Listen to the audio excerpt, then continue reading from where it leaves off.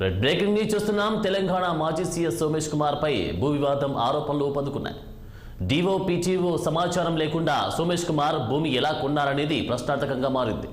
రంగారెడ్డి జిల్లా యాచారం మండలం కొత్తపల్లి గ్రామ పరిధిలోని సర్వే నెంబర్ 249, 260లో మొత్తం 29.19 ఎకరాల భూమి తన భార్య పేరిట ఉన్నట్లు విషయం బయటకు రావడంతో డివో పీటీకి ఫిర్యాదు చేయాలని నిర్ణయించినట్టు కాంగ్రెస్ నాయకులు పేర్కొంటున్నారు.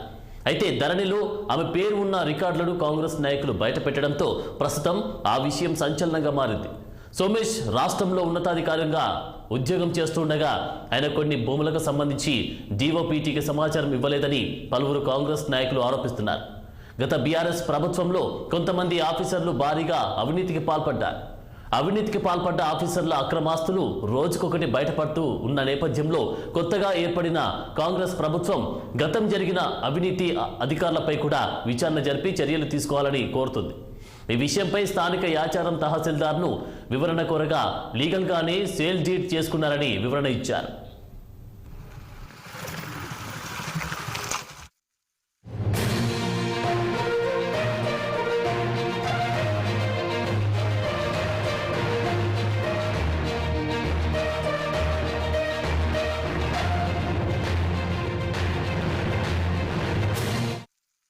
తెలంగాణ మాజీ సీఎస్ సోమేష్ కుమార్ పై భూ వివాదం ఆరోపణలు ఊపందుకున్నాయి.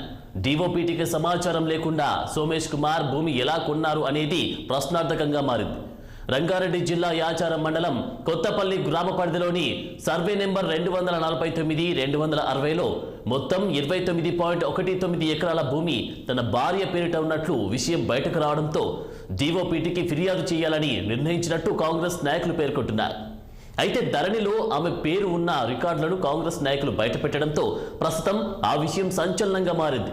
సోమేష్ రాష్ట్రంలో ఉన్నతాధికారిగా ఉద్యోగం చేస్తుండగా ఆయన కొన్ని భూములకు సంబంధించి డిఓపీటీకి సమాచారం ఇవ్వలేదని పలువురు కాంగ్రెస్ నాయకులు ఆరోపిస్తున్నారు.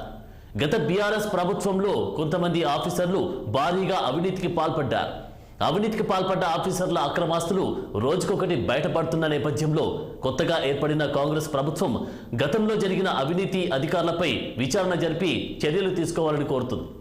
ఈ విషయంపై స్థానిక యాచారం తహసీల్దార్ను వివరణ కోరగా లీగల్గానే సేల్ డీడ్ చేసుకున్నారని వివరణ ఇచ్చారు.